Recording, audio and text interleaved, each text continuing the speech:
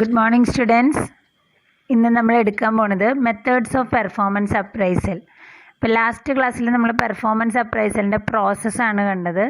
ഇനി methods of performance appraisal, what are the methods used for performance appraisal നോക്കാം. In actual practice, there are several methods that are used for evaluating the performance of employees. And each of these methods have its own combination of strength and weakness. ഏത് method എടുത്താലും അതിന് അതിൻ്റേതായിട്ടുള്ള മെറിറ്റ്സും ഉണ്ടാവും, ഡീമെറിറ്റ്സും ഉണ്ടാവും. The best practice which can be adopted is to select an appropriate appraisal method to achieve a particular performance appraisal goals. And എന്ത് goal achieve ചെയ്യാൻ വേണ്ടിയിട്ടാണോ പെർഫോമൻസ് അപ്രൈസൽ കണ്ടക്ട് ചെയ്യണേ അതിനുള്ള ഏറ്റവും അപ്രോപ്രിയേറ്റ് ആയിട്ടുള്ള മെത്തേഡ് യൂസ് ചെയ്യാന്നേ ഉള്ളൂ. നമുക്ക് ഏത് മെത്തേഡ് എടുത്താലും അതിൻ്റേതായിട്ടുള്ള മെറിറ്റ്സും ഉണ്ടാവും, ഡീമെറിറ്റ്സും ഉണ്ടാവും.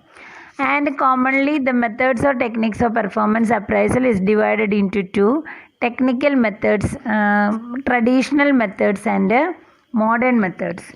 Traditional methods means past oriented methods and modern method means future oriented methods. Every organization chooses the method of performance appraisal that best suits them. ഓരോ ഓർഗനൈസേഷനും അവർക്ക് ഏറ്റവും സ്യൂട്ടബിൾ ആണെന്ന് തോന്നുന്ന മെത്തേഡ് ഏതാണോ അതാണ് പെർഫോമൻസ് അപ്രൈസൽ മെത്തേഡായിട്ട് നമ്മൾ സെലക്ട് ചെയ്യണേ. Okay, so next is a classification of performance appraisal method, traditional method and modern method. Traditional method അതിലൊരു 14 മെത്തേഡാണ് നമ്മൾ എക്സ്പ്ലെയിൻ ചെയ്യണത്. ട്രഡീഷണലിൽ ranking method, paired comparison method, grading system, graphic rating scales, check list, forced distribution, forced choice method, essay method, field review method, confidential report, critical methods, group appraisal, comparative evaluation and performance test and observation. അങ്ങനെ ഒരു 14 മെത്തേഡാണ് നമ്മൾ traditional മെത്തേഡ്സിൽ പറയുന്നത്. അതേസമയം modern methods എന്ന് പറഞ്ഞിട്ട് ഒരു 7 എണ്ണം പഠിക്കാനുണ്ട്. മോഡേൺ മെത്തേഡ്സിൽ assessment centre, human resource accounting, behaviourally anchored rating scale, MBO, അത് നിങ്ങൾക്ക് എല്ലാവർക്കും അറിയാവുന്ന management by objectives, psychological appraisal, 360 degree appraisal, cost accounting methods. അങ്ങനെ മൊത്തം 14 7 21 മെത്തേഡ്സാണ് നമ്മളിപ്പോൾ കവർ ചെയ്യാൻ ഉദ്ദേശിക്കുന്നത്. Okay, the first is the traditional methods. Traditional methods are also known as trait methods. The reason that trait methods are the most popular is largely due to the case with which they are developed. ഏത് രീതി ഉപയോഗിച്ചിട്ടാണോ അത് develop ചെയ്തേക്കണേ ആ ഒരു പ്രത്യേകത ഉള്ളതുകൊണ്ട് തന്നെയാണ് traditional മെത്തേഡിന് ഇത്രയും ഒരു ഇമ്പോർട്ടൻസ് വരാനുള്ള കാരണം. അതിൽ ഫസ്റ്റ് വണ്ണാണ് ranking method. It is very simple and easy method of judging the work of employees in a group. In this the superior ranks his or her subordinates in the order of their merit, starting from the best to the worst. അതായത് ഇവിടെ performance appraisal നടത്തുന്നത് ഓരോ വ്യക്തിയുടെയും പെർഫോമൻസിനെ base ചെയ്തിട്ടാണ്, അവരുടെ മെറിറ്റിനെ base ചെയ്തിട്ടാണ്. അപ്പോൾ എംപ്ലോയീസിനെ നമ്മൾ ബെസ്റ്റിൽ നിന്ന് വേഴ്സ്റ്റിലേക്കാണ് റാങ്കിങ് നടക്കുന്നത്. അതായത് വർക്കേഴ്സിന് ഒരു സൈഡിൽ നമ്മൾ ലിസ്റ്റ് ചെയ്യും, അപ്പുറത്തെ സൈഡിൽ അവരുടെ റാങ്ക് ലിസ്റ്റ് ചെയ്യും. ഓക്കെ, അപ്പോൾ ഫസ്റ്റ് റാങ്ക് ഏത് ആൾ വരണം, സെക്കൻഡ് റാങ്ക് ഏത് വരണം, അവരുടെ മെറിറ്റിനെ ബേസ് ചെയ്തുകൊണ്ട് ബെസ്റ്റിൽ നിന്ന് വേഴ്സ്റ്റിലേക്ക് അവരെ അറേഞ്ച് ചെയ്യും. The workers differ in there performance. The best performer is ranked first and the worst worker is ranked last. അറിയാലോ, ഏറ്റവും നല്ല വർക്കറിന് ഫസ്റ്റ് റാങ്ക് കൊടുക്കും, ഏറ്റവും മോശം വർക്കർക്ക് നമ്മൾ ലാസ്റ്റ് റാങ്ക് കൊടുക്കും. The method also known as alteration ranking. ഇതും കൂടി വിളിക്കാറുണ്ട് നമ്മൾ, ഓൾട്ടറേഷൻ റാങ്കിങ് എന്നും ഈ മെത്തേഡിനെ അറിയപ്പെടാറുണ്ട്. This method can be used when number of individuals is less. നമുക്ക് അപ്രൈസ് ചെയ്യേണ്ട വ്യക്തികളുടെ എണ്ണം വളരെ കുറവാണെങ്കിൽ മാത്രമാണ് ഈ മെത്തേഡ് ഉപയോഗിച്ചിട്ട് കാര്യമുള്ളൂ. And there is a chance of bias in judgement. നമുക്ക് വ്യക്തികളെ നോക്കിയിട്ടാണ് റാങ്ക് കൊടുക്കുന്നത് അല്ലേ, അപ്പോൾ ചിലരോടൊരു പാർഷ്യാലിറ്റി, ബയസ് വരാനുള്ള ചാൻസ് അവിടെ കൂടുതലാണ്. It does not indicate how much a person is better or worse than others. നമ്മളിവിടെ ബെസ്റ്റിന് ഫസ്റ്റ് സെക്കൻഡ് തേർഡ് റാങ്കേ കൊടുക്കണുള്ളൂ. എങ്ങനെയാണ് ഒരാൾ മറ്റൊരാളിൽ നിന്ന് ഡിഫർ ചെയ്യണേ, എന്ത് രീതിയിലാണ് അയാൾ ബെസ്റ്റ് ആവണേ, എന്ത് രീതിയിലാണ് വേസ്റ്റ് ആവണേ എന്നുള്ളത് ഇവിടെ നമ്മൾ ഈ റാങ്കിങ് മെത്തേഡിൽ പറയണില്ല. അതാണ് first point. Second is the paired comparison method. അപ്പോൾ ആദ്യത്തെ ഡിഫിക്കൽറ്റി ഓവർകം ചെയ്യാനാണ് പെയർഡ് കമ്പാരിസൺ മെത്തേഡ് കൊണ്ടുവരുന്നത്. And this is very similar to ranking method. When the variations are made in the ranking method so that it can be used easily for large groups, it becomes paired comparison method. അപ്പോൾ ranking മെത്തേഡിൻ്റെ demerit എന്ന് പറയുന്നത് എന്തായിരുന്നു? Small ഗ്രൂപ്പിനെ മാത്രമേ നമുക്കത് compare ചെയ്യാൻ പറ്റുള്ളായിരുന്നു. അപ്പോൾ when the group is of large nature, വലിയ ആൾക്കാർ, ഒരുപാട് ആൾക്കാരുള്ളതാണെങ്കിൽ അതിന് ഭാഗത്തിന് റാങ്കിങ് മെത്തേഡിനെ ഒന്ന് മോഡിഫൈ ചെയ്തെടുത്തതാണ് ഏത്? Paired comparison method. In paired comparison method, each person is compared with the other person in pairs at one time. Only one trait is considered each time of comparison. ഒരു വ്യക്തിനെ മറ്റു വ്യക്തി, ഇപ്പോൾ എനെ ബിയുമായിട്ട് compare ചെയ്യും, എനെ സിയുമായിട്ട് compare ചെയ്യും, എനെ ഡിയുമായിട്ട് compare ചെയ്യും, എ ടു ഇ. അങ്ങനെ ഓരോ വ്യക്തിനെയും മറ്റു വ്യക്തികളുമായിട്ട് നമ്മൾ എന്ത് ചെയ്യണു? കമ്പയർ ചെയ്യണം. അങ്ങനെ കമ്പയർ ചെയ്യുന്ന സമയത്ത് അവരുടെ ഏതെങ്കിലും ഒരു ട്രേറ്റ് മാത്രമേ നമ്മൾ കൺസിഡർ ചെയ്യുള്ളൂ. ഇപ്പോൾ സിൻസിയറിറ്റി ആവാം, പങ്ക്ച്വാലിറ്റി ആവാം, അല്ലെങ്കിൽ ക്വാണ്ടിറ്റി ഓഫ് ഔട്ട്പുട്ട് ആവാം. എന്താണെങ്കിലും അവരുടെ ഏതെങ്കിലും ഒരു ട്രേറ്റ് ആയിരിക്കും നമ്മളവിടെ കൺസിഡർ ചെയ്യുന്നത്. The number of times an employee is judged better than the others determines his rank. ഇപ്പോൾ എ ടു ബി കമ്പയർ ചെയ്തപ്പോൾ എക്ക് ഫസ്റ്റ് കിട്ടി, എ ടു സി കമ്പയർ ചെയ്തപ്പോൾ സിക്ക് ഫസ്റ്റ് കിട്ടി, എ ടു ഡി കമ്പയർ ചെയ്തപ്പോൾ എക്ക് ഫസ്റ്റ് കിട്ടി. അങ്ങനെ ഓരോരുത്തരായിട്ട് കമ്പയർ ചെയ്യുമ്പോൾ ഏറ്റവും കൂടുതൽ റാങ്ക് വന്നത് ആർക്കാണോ അയാളാണ് ബെസ്റ്റ് വർക്കറായിട്ട് നമ്മൾ സെലക്ട് ചെയ്യുക. The person with the most tallies is the most valuable person and the person with no tallies is at all is regarded as the least valuable person. അങ്ങനെ ഓരോ തവണ പോസിറ്റീവ് വരുമ്പോഴേ അയാൾക്ക് ടാലി മാർക്കാണ് കൊടുക്കണേ. അങ്ങനെ ഏറ്റവും കൂടുതൽ ടാലി കിട്ടിയ ആൾ ബെസ്റ്റ് വർക്കറും ടാലി കിട്ടാത്ത ആൾ വേഴ്സ്റ്റ് വർക്കറും ആയിരിക്കും. Okay, then third one is the grading system. In this method, certain characteristics or abilities of performance are identified in advance and the employees are put into the category according to their behavior and traits. ഓരോ വ്യക്തിയുടെയും ചില characteristics അല്ലെങ്കിൽ ability, അവരുടെ പെർഫോമൻസിൻ്റെ എബിലിറ്റിയും ക്യാരക്ടറിസ്റ്റിക്സും നമ്മൾ check ചെയ്യും. എന്നിട്ട് ആ ഓരോ പെർഫോമൻസിനെയും ബേസ് ചെയ്ത് അവരുടെ ബിഹേവിയറിനും ട്രേറ്റിനും അനുസരിച്ച് ആ എംപ്ലോയീസിനെ ഓരോ കാറ്റഗറി ആയിട്ട് നമ്മൾ ഗ്രേഡ് ചെയ്യും. Such category R defined as outstanding, good, average, below average and poor in terms of letters like A, B, C, D and E, where E indicates the best and E indicates the poor. This method is used for the promotion based on performance. പെർഫോമൻസിനെ base ചെയ്ത് പ്രൊമോഷനൊക്കെ കൊടുക്കേണ്ട കേസുകളിലാണ് ഇത് കൊടുക്കുക. അപ്പോൾ ഓരോ category ആയിട്ട് വർക്കേഴ്സിനെ തിരിച്ചേക്കണു. Outstanding, good, average, below average, പുവറിന്. അതറിയാൻ വേണ്ടി നമ്മൾ A, B, C, D, E എന്ന് കൊടുക്കും. അതിൽ എ എന്ന് പറഞ്ഞാൽ ഔട്ട്സ്റ്റാൻഡിങ് ആയിരിക്കും, ഇ എന്ന് പറഞ്ഞാൽ പുവർ ആയിരിക്കും. ഓക്കെ, അപ്പോൾ പ്രൊമോഷനൊക്കെ വേണ്ടിയിട്ട് പെർഫോമൻസ് അപ്രൈസൽ നടത്തുമ്പോൾ this grading system will be very much helpful. Then the fourth point is graphic rating scales. This is the oldest and most popular method. This technique is more consistent and reliable too. Under this approach, an employee is numerically rated from 1 to 10 on various job performance criteria like attendance, attitude, performance, output, sincerity, dependability, initiative, etc. ഓരോ ക്വാളിറ്റിക്കും അല്ലെങ്കിൽ ഓരോ ട്രേഡ്സിനും നമ്മൾ 1 മുതൽ 10 വരെ എന്ത് കൊടുക്കും? Criteria കൊടുക്കും, ഒരു ഗ്രേഡ് കൊടുക്കും. അതാണ് രണ്ടും കൂടെ മിക്സഡ് ആണ്. ഗ്രാഫിക് റേറ്റിംഗ് സ്കെയിൽ എന്നാണ് പറയണത്. ഇപ്പോൾ അത് ഞാൻ എക്സാമ്പിൾ കാണിച്ചു തരാം. അറ്റൻഡൻസിന് 1 മുതൽ 10 വരെ നമ്മൾ മാർക്ക് ചെയ്ത് കൊടുത്തു. The employee may be rated by his or her superior, colleagues or even customers depend upon the nature of the job. അപ്പോൾ ഈ റാങ്കിങ് കൊടുക്കാനായിട്ട് പോണത് ഒന്നുകിൽ സുപ്പീരിയർ ആവാം, അല്ലെങ്കിൽ കൊളീഗ്സ് ആവാം, അതും അല്ലെങ്കിൽ കസ്റ്റമേഴ്സ് ആവാം. Okay, score of all these criteria are finally calculated and results are withdrawn. നമ്മളിനി എന്ത് ചെയ്യും? ഇപ്പോൾ സിൻസിയറിറ്റിക്ക് ഞാൻ മിസ്റ്റർ എക്ക് 6 കൊടുത്തു. അറ്റൻഡൻസിന് മിസ്റ്റർ എക്ക് 5 കൊടുത്തു. അങ്ങനെ ഏറ്റവും അവസാനം ഓരോ വർക്കറുടെയും ടോട്ടൽ സ്കോർ കാൽക്കുലേറ്റ് ചെയ്യും. ആ ടോട്ടൽ സ്കോറിൻ്റെ റിസൾട്ട് നമ്മൾ പറയും, പുറത്തേക്ക് വിടും. So it is commonly used because it is economic and nature and raters do not require to have high skills to use it, but this method is not free from raters bias. Okay, ഈ മെത്തേഡാണ് ഏറ്റവും കൂടുതൽ common ആയിട്ട് use ചെയ്യുന്നത്. കാരണം expense വളരെ കുറവാണ്. പക്ഷേ അവിടെയും എന്തുണ്ടാവാനുള്ള ചാൻസ് ഉണ്ട്? പേഴ്സണൽ ബയസിനുള്ള ചാൻസ് ഉണ്ട്. അതായത് മിസ്റ്റർ എ എന്ന് പറഞ്ഞാൽ അയാൾ എനിക്ക് പരിചയക്കാരനാണ്, എനിക്ക് ഏറ്റവും നല്ല ഇഷ്ടമുള്ള. അപ്പോൾ ഞാൻ എന്ത് ചെയ്യും? അറ്റൻഡൻസും സിൻസിയറിറ്റിയൊക്കെ ഒരു നല്ല റേറ്റ് കൊടുക്കും. അപ്പോൾ അങ്ങനെ പേഴ്സണൽ ബയസിനുള്ള ചാൻസ് അവിടെ കൂടുതലാണ്. ഇനി 5ാമത്തെ പോയിൻ്റാണ് ചെക്ക് ലിസ്റ്റ്.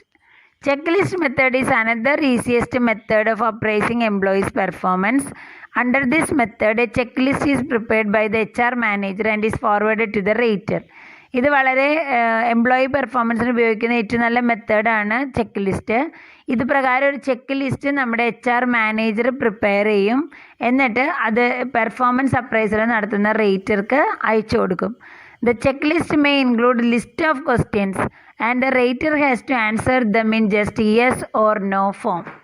നമ്മൾ ക്വസ്റ്റ്യൻസ് ഒരുപാട് അയച്ചു കൊടുക്കും. ആ ക്വസ്റ്റ്യൻസ് എല്ലാം തന്നെ എന്താ പറയുക, ഒരു ലിസ്റ്റ് ഓഫ് ക്വസ്റ്റ്യൻസ് ഉണ്ടാവും. പക്ഷേ ഒന്നുകിൽ യെസ് അല്ലെങ്കിൽ നോ എന്നായിരിക്കും അതിന് ആൻസർ കൊടുക്കേണ്ടി വരിക. For example, is regular on the job. Mister എനെ പറ്റിയാണ് ചെയ്യണമെങ്കിൽ അയാൾ ജോലിയിൽ റെഗുലർ ആണോ എന്ന് വെച്ചാൽ 2 ഓപ്ഷനുള്ളൂ, yes or no. Does maintain discipline well. അയാൾ നല്ലോണം ഡിസിപ്ലിൻ മെയിൻറ്റെയിൻ ചെയ്യുന്നുണ്ടോ? Yes or no. After answering each question the rater forwards a list to the HR department. Actual evaluation is done by the HR department. എല്ലാം ചെയ്ത് കഴിയുമ്പോൾ HR department ആയിരിക്കും. Actual evaluation നടത്തുന്നത് HR department ആയിരിക്കും. The total score is arrived by adding the points assign to yes. എങ്ങനെയാണ് നമ്മൾ total score കാണുക? യെസ്സിൻ്റെ total നോക്കിയിട്ടാണ് ടോട്ടൽ സ്കോർ കാണുക. When points are allotted to the check list the technique become a weighted check list. ഓരോ പോയിൻറ്റിൻ്റെയും score എടുക്കാണ് നമ്മൾ ആ വെയ്റ്റിൽ കയറ്റുന്നുണ്ടെങ്കിൽ, അല്ലെങ്കിൽ ആ ഒരു ക്വസ്റ്റ്യനിൽ കയറ്റുന്നുണ്ടെങ്കിൽ അതിനെ നമ്മൾ weighted result or weighted average technique or weighted check list എന്ന് നമ്മളതിനെ വിളിക്കും. അപ്പോൾ അവസാനം യെസ്സിൻ്റെ ടോട്ടൽ കാൽക്കുലേറ്റ് ചെയ്തിട്ടാണ് അവരുടെ പെർഫോമൻസ് അപ്രൈസൽ നമ്മൾ കണ്ടക്ട് ചെയ്യുക. ആ ചെക്ക് ലിസ്റ്റിൽ നമ്മൾ പോയിൻറ്റും കൂടെ അലോട്ട് ചെയ്യുകയാണെങ്കിൽ ആ ടെക്നിക്കിനെ വിളിക്കുന്നതാണ് വെയ്റ്റഡ് ചെക്ക് ലിസ്റ്റ്. ഓക്കെ, ഇനി 6ാമത്തെ മെത്തേഡാണ് ഫോഴ്സ്ഡ് ഡിസ്ട്രിബ്യൂഷൻ മെത്തേഡ്. പേര് പോലെ തന്നെ raters are forced to distribute the rating of the employees without any bias. നമ്മൾ മുൻപ് കണ്ട എല്ലാത്തിലും തന്നെ ഒരു ബയസ് ഉണ്ടായിരുന്നു, പേഴ്സണൽ ഫേവർ കാണിക്കാനുള്ളൊരു ചാൻസ് അവിടെ ഉണ്ടായിരുന്നു അല്ലേ. ഇപ്പോൾ എ എന്ന് പറയുന്ന എംപ്ലോയി ആണ്, എനിക്ക് വളരെ ഇഷ്ടമുള്ള എംപ്ലോയി ആണെങ്കിൽ ഞാൻ ആ എംപ്ലോയിക്ക് ബെസ്റ്റ് റേറ്റിംഗ് ആയിരിക്കും കൊടുക്കണേ.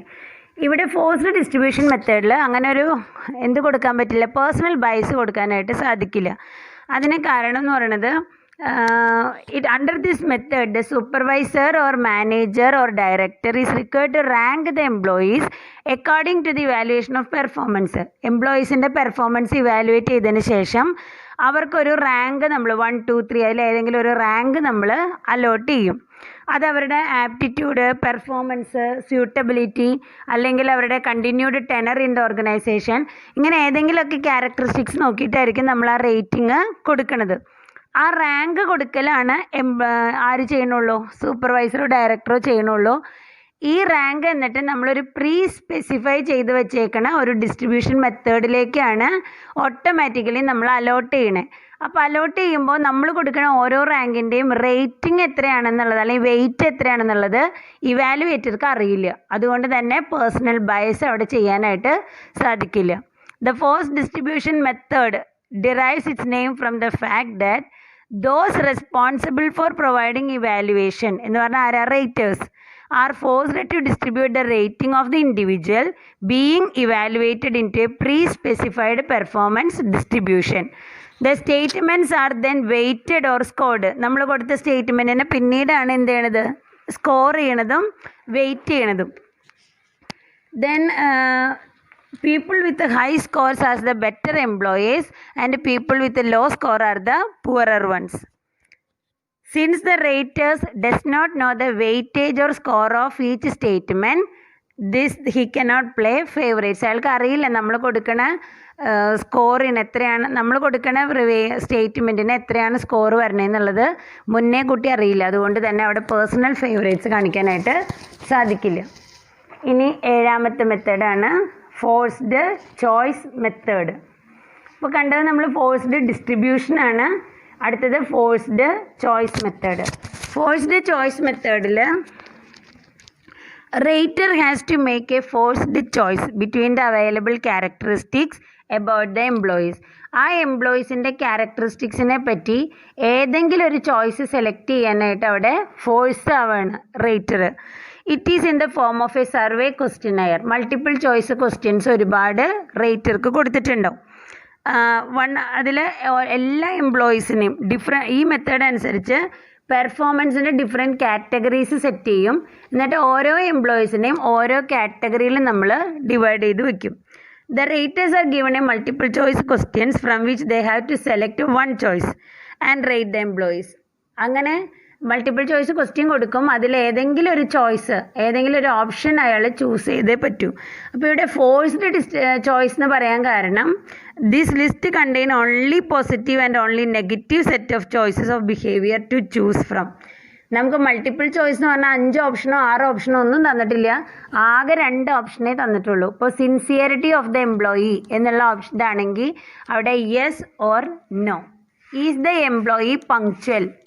എംപ്ലോയി പങ്ക്ച്വൽ ആണോ എന്ന് ചോദിച്ചാൽ ഒന്നുകിൽ ആണ് അല്ലെങ്കിൽ അല്ല എന്നേ പറയാൻ പറ്റുള്ളൂ. അല്ലാതെ ഇടയ്ക്കാണ് അല്ലെങ്കിൽ എല്ലായ്പ്പോഴും അല്ല, അങ്ങനത്തെ ഒരുപാട് മൾട്ടിപ്പിൾ ചോയ്സുകളില്ല. ഒരു നെഗറ്റീവ് ഒരു പോസിറ്റീവേ ഉള്ളൂ. അതുകൊണ്ട് തന്നെ ഇറ്റ് ഈസ് ലെസ് ബയസ്ഡ്. അധികം പാർഷ്യാലിറ്റി ഇവിടെ കാണിക്കാനായിട്ട് സാധിക്കില്ല. അത് തന്നെയല്ല, supervisor has much control over the decision. Performance good or bad എന്നുള്ളതിൽ അധികം ഡിസിഷൻ എടുക്കാനുള്ള കൺട്രോൾ ആർക്കില്ല, സൂപ്പർവൈസർക്കില്ല. ഇപ്പം നെഗറ്റീവോ പോസിറ്റീവോ ഏതെങ്കിലും ഒന്ന് അയാൾ ഫോഴ്സ്ഡ് ആവാണ് ചൂസ് ചെയ്യാനായിട്ട്. So it is called forced choice method. ഇനി 8ാമത്തെയാണ് എസ്സേ മെത്തേഡ്. അപ്പോൾ ഇത്രയും നല്ലോണം പഠിക്കുക. ഇനി ഇവിടെ നിന്നുള്ളതൊക്കെ പെട്ടെന്ന് കിട്ടും നിങ്ങൾക്ക്. Essay method is also known as free form method. Under this method the rater is asked to write a paragraph or more covering an individual strength, weakness, potential and so on. While preparing the essay on the employee, here the rater has to consider the job knowledge, understanding of the employee's policies and objective, attitudes, relation with the peer workers, ability to plan and organize, perception in general.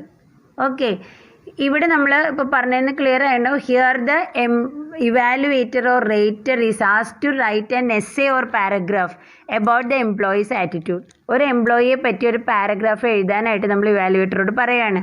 അവിടെ എഴുതുമ്പോൾ അയാളുടെ ജോലി, അയാളുടെ experience, work performance, പിന്നെ എത്ര നാൾ ആ കമ്പനിയിൽ ഉണ്ടായിരുന്നു, അയാളുടെ ആറ്റിറ്റ്യൂഡ് എങ്ങനെയാണ്, ജഡ്ജ് ചെയ്യാനുള്ള പവർ എങ്ങനെയാണ്, ഡിസിഷൻ എടുക്കാനുള്ള പവർ, അങ്ങനെ മൊത്തം എല്ലാ ഏരിയയും കവർ ചെയ്തുകൊണ്ട് വേണം ആ പാരഗ്രാഫ് എഴുതാനായിട്ട്.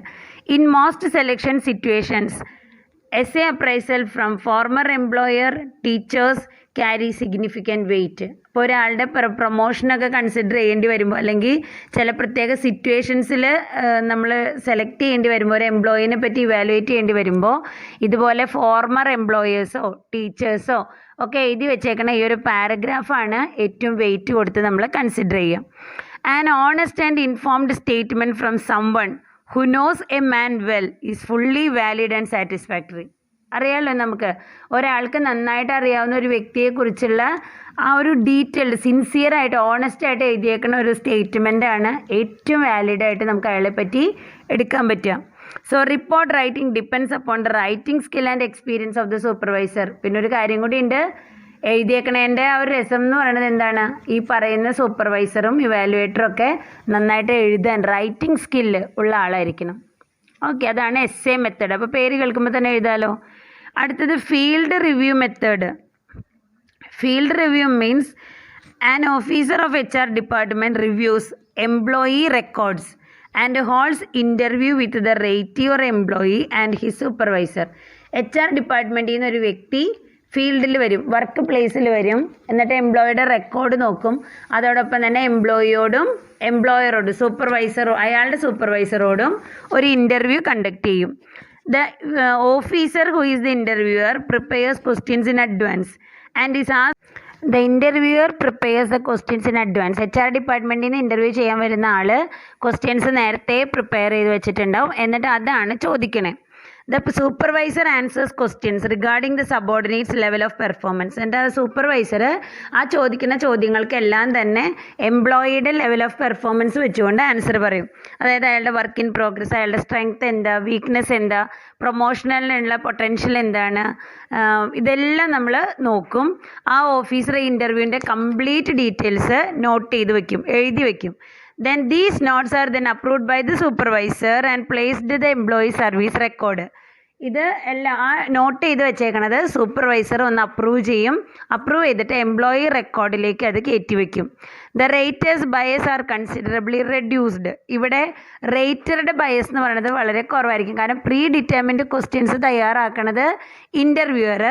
ആ ഇൻ്റർവ്യൂവർ സൂപ്പർവൈസറോടാണ് ക്വസ്റ്റ്യൻ ചോദിക്കുന്നത്. അയാൾ എന്താണോ പറയുന്നത് അതാണ് റെക്കോർഡ് ചെയ്യണത്. Okay. 10th point is confidential report. This is mainly used in government organization. The immediate superior prepares confidential report of his subordinates.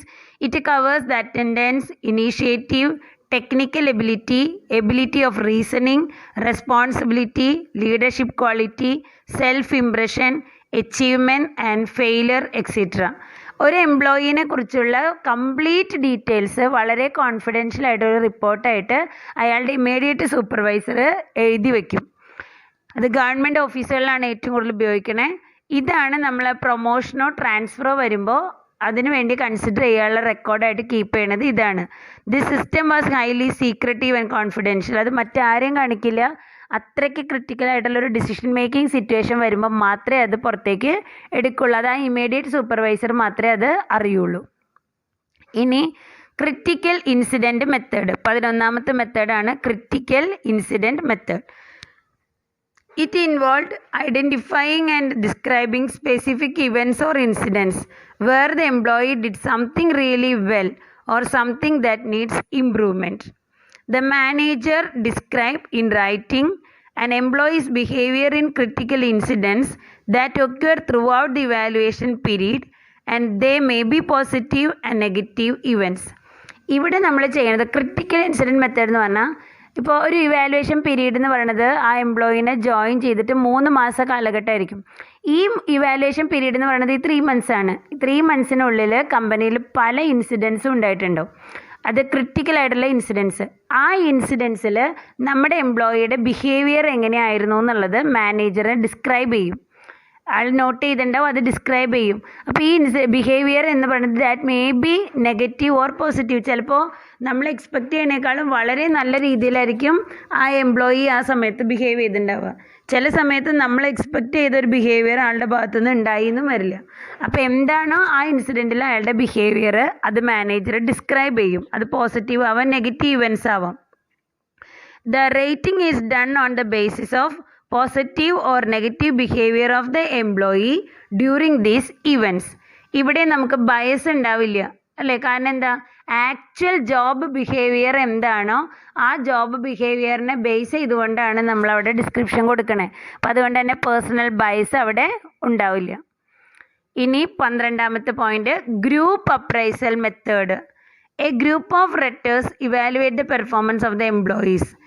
Group appraisal method എന്ന് പറയുമ്പോൾ ഒരാൾ ഇവാലുവേറ്റ് ചെയ്യുമ്പോഴാണ് പേഴ്സണൽ ബയസ് വരണേ.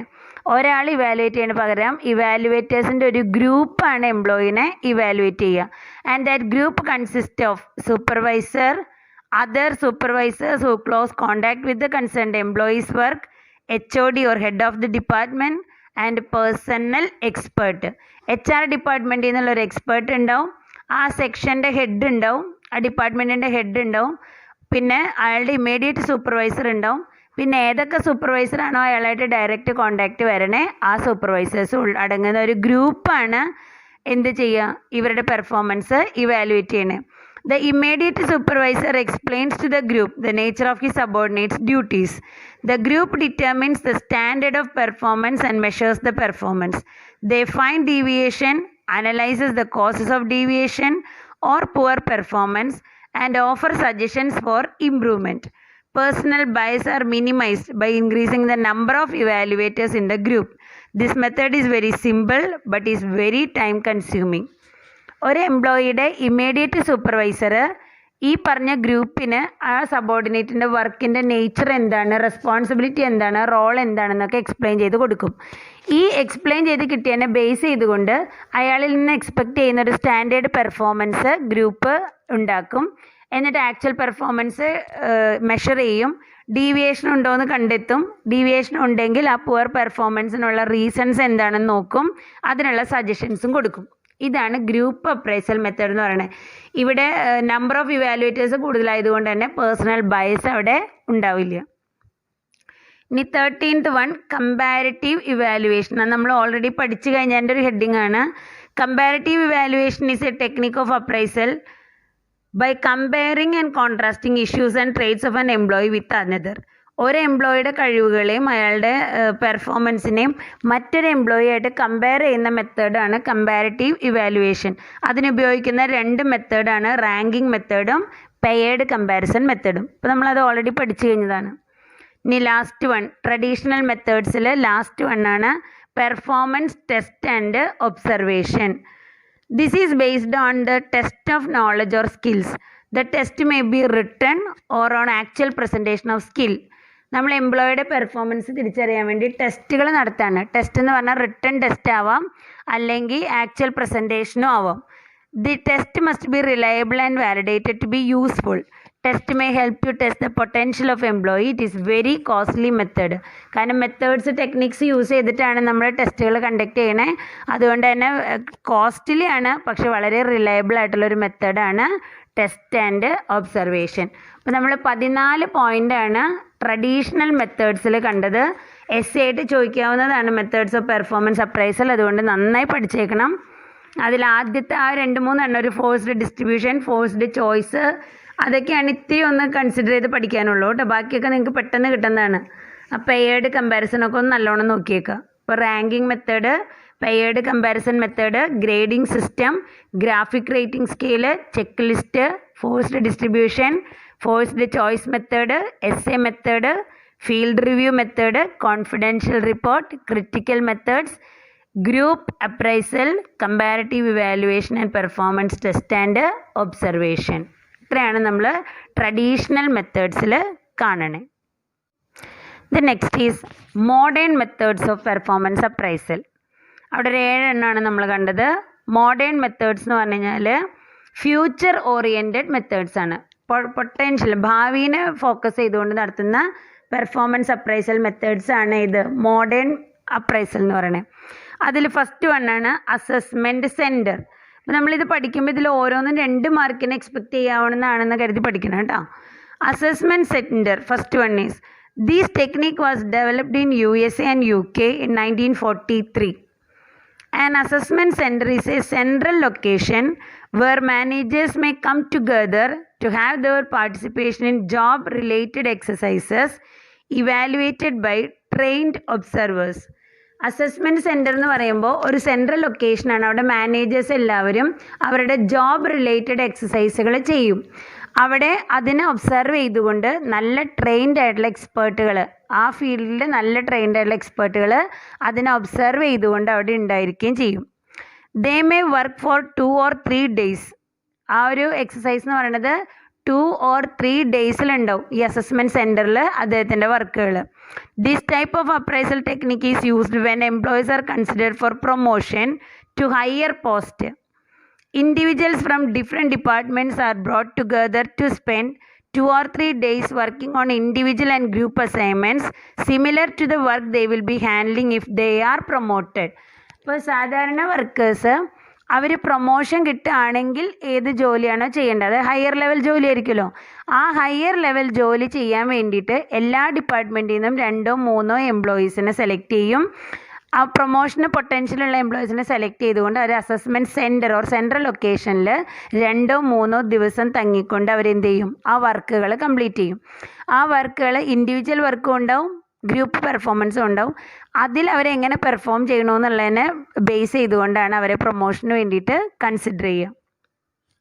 The evaluators evaluate all employees both individually and collectively by using simulation techniques.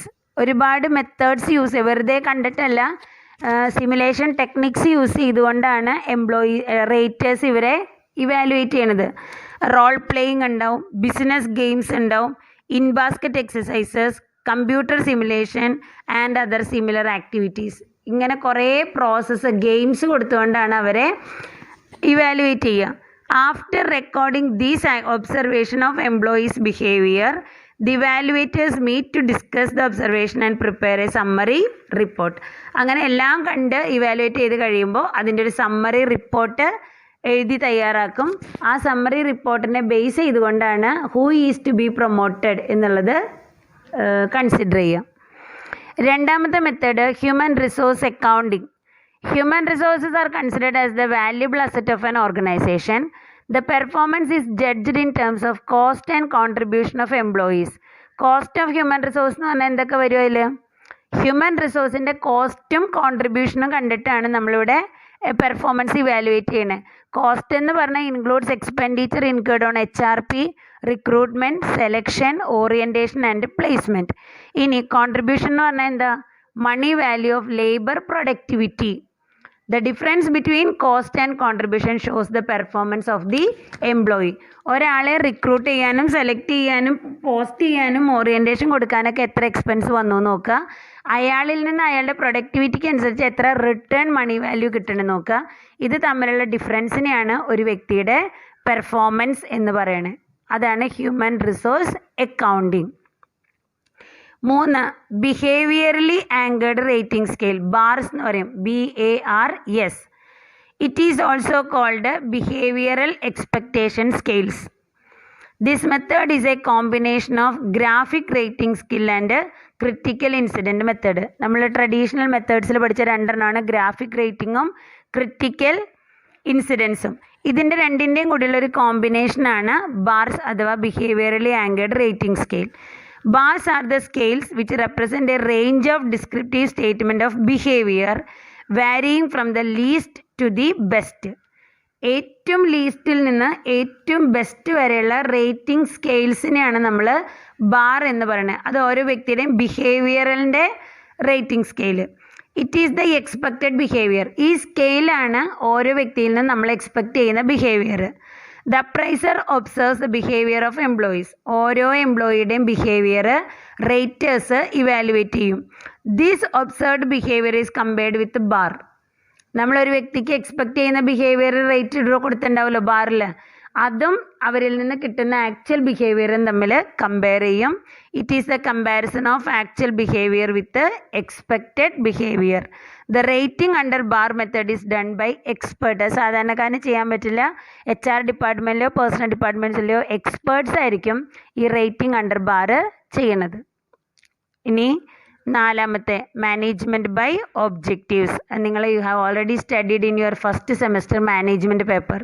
Okay, Peter F. Drucker introduced the concept of MBO through his book. അറിയോ ഏതാണ്? The Practice of Management in 1954. Peter F Drucker ആണ് MBO കൊണ്ടുവന്നത്. The concept of MBO can be described as a process whereby the superior and subordinate managers of an organization jointly identify its common goals, define each individual's major areas of responsibility in terms of result expected of him, and use these measures as a guide for operating the unit and assessing the contribution of each its members, according to George S. Odion.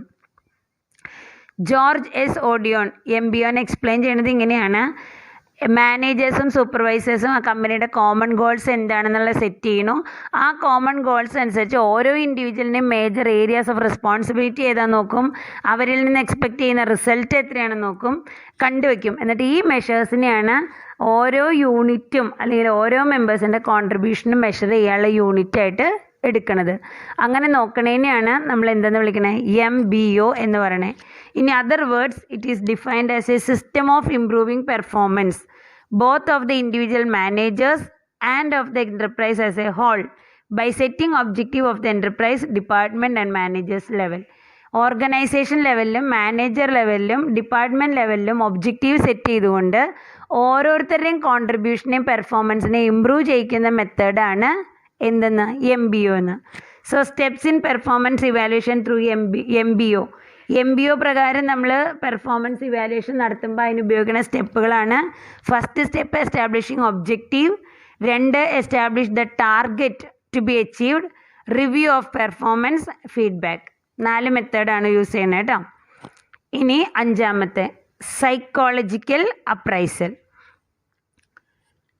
Big concerns enjoy industrial psychologist for evaluation. ചെറിയ ഫേമുകൾക്കൊന്നും താങ്ങാൻ പറ്റില്ല.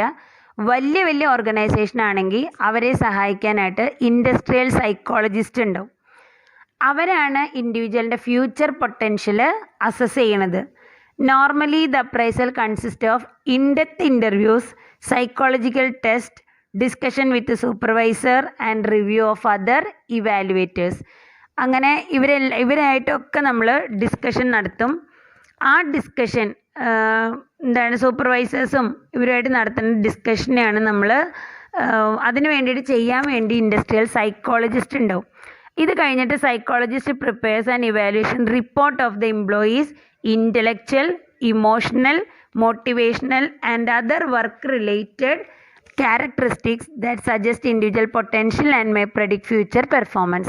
ഈ ഒരു industrial psychologist തയ്യാറാക്കുന്ന റിപ്പോർട്ടിനെ base ചെയ്തുകൊണ്ടാണ് നമ്മളവിടെ ഇവാലുവേഷൻ കണ്ടക്ട് ചെയ്യണത്. The next method is the 360-degree appraisal. This method was first developed and formerly used by General Electric Company in USA in 1992. Recent origin ആണ് 360-degree appraisal. Under this method, performance information such as employee skill, ability, behavior is collected all round an employee, that is from her supervisor, subordinate, peers and even customers and clients. ഒരു വ്യക്തിയെ പറ്റിയുള്ള എല്ലാ നമ്മൾ സാധാരണ ഇതുവരെ conduct ചെയ്തതെന്ന് പറഞ്ഞാൽ സൂപ്പർവൈസറോട് മാത്രമേ കളക്ട് ചെയ്തിരുന്നത്, അല്ലെങ്കിൽ ഡയറക്ടറോട് മാത്രമേ കളക്ട് ചെയ്തിരുന്നത്. ഇവിടെ അങ്ങനെയല്ല, ഓൾറൗണ്ടായിട്ടാണ് കളക്ട് ചെയ്യണേ. സൂപ്പർവൈസറോട് ചോദിക്കും, സബോർഡിനേറ്റ്സിനോട് ചോദിക്കും, വർക്കേഴ്സിനോട് ചോദിക്കും, ഈവൺ അവരുടെ കസ്റ്റമേഴ്സിൽ നിന്ന് പോലും കളക്ട് ചെയ്യും. All information so gathered is then compiled through the computerized system to prepare individual report. This useful to interpersonal skill, customer satisfaction and team building skill measurement. ഇതൊക്കെ മെഷർ ചെയ്യാൻ വേണ്ടിയിട്ട് ഈ മെത്തേഡ് വളരെ ഉപയോഗപ്രദമാണ്. നമ്മൾ കളക്ട് ചെയ്തതിന് ശേഷം കമ്പ്യൂട്ടറൈസ്ഡ് സിസ്റ്റം ഉപയോഗിച്ചുകൊണ്ട് ഓരോ ഇൻഡിവിജ്വലിൻ്റെ റെക്കോർഡ് നമ്മൾ കീപ്പ് ചെയ്യും. അതാണ് 360-degree appraisal. And the last technique, modern technique, is cost accounting method. Here the performance is evaluated from the monetary return yield to his or her organization. Cost to keep employee and benefit the organization derive is ascertained. Hence it is more depend on cost and benefit analysis. നമ്മൾ നേരത്തെ പറഞ്ഞ പോലെ ഒരു എംപ്ലോയീനെ ഓർഗനൈസേഷനിൽ maintain ചെയ്യാൻ വരുന്ന കോസ്റ്റും ആ എംപ്ലോയിയിൽ നിന്ന് നമുക്ക് കിട്ടുന്ന മോണിറ്ററി ബെനിഫിറ്റും തമ്മിൽ, റിട്ടേണും തമ്മിൽ കോസ്റ്റ് ബെനിഫിറ്റ് അനാലിസിസ് നടത്തും. So these are the methods of performance appraisal, both traditional and modern. Each of the methods of performance appraisal explained above has its own advantages and disadvantages. Okay, അപ്പോൾ ഒരു വലിയ essay ആണ്. 14, 7, 21 point total ഉണ്ട്. നന്നായി പഠിച്ചേക്കുക. എന്തെങ്കിലും point ഇനി further explanation വേണമെങ്കിൽ ചോദിക്കുക. Okay, thank you.